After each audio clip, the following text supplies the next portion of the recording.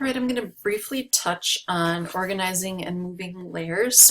I think you are getting the concept of how Adobe products work and how keeping your layers organized and well labeled is important for your own sanity and when you're working with other people on a group project. If you were handed a file with 79 layers all unnamed, you would probably cry. So we need to think about organization. Let's open from our Chapter 7 files, the file called Layer Organization PSD. It contains 8 layers of randomly shaped spaces. We can see them all over here, and just not pleasing. If you were to see this, you'd think, oh my gosh, what a mess. They are named, so that helps a little bit. All right, the first thing we're going to do is we're going to come down to the bottom here and we are going to make a layer folder so that we can group it and make it a little bit easier. So we can click on the new file down here, create a new group, and when that pops up we can give it a name and we can also drag to it. So if we wanted to name this, let's call it diverse objects. So circles are not diverse. A blob is. We're going to drag it in. An oval, a square, a rectangle, a rectangle, a rectangle. Well, where's this weird blue thing?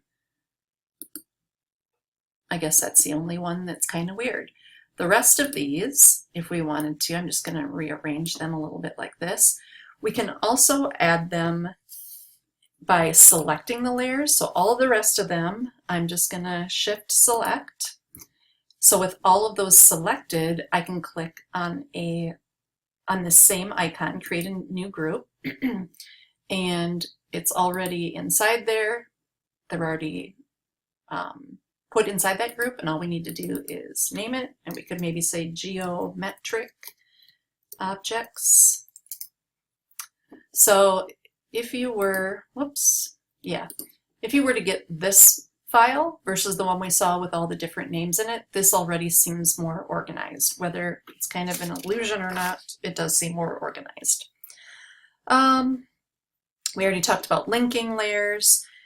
We can do a lot of things within our layers. If we are in our Move tool and you look up at the option bar, just as a reminder, we have our distribute and center buttons, just like we did in Illustrator. So we could make those shapes line up. The distribution options aren't very helpful if your objects aren't similar shapes. So the small square, the circle, the oval, and the blob would be a mess. But the 4 rectangles that are the same shape, we could easily use some of these distribution tools to line them up. So the bottom line, when you are creating, make sure that you are logically thinking, create some folders, and have different layers within them. So a project that's coming up is a magazine cover, so you might want to think about having your visual elements in a certain folder and maybe some of your text in a different folder, and maybe the masthead or something like that would be in another folder also. But name your layers and be organized. That's the super fast takeaway here.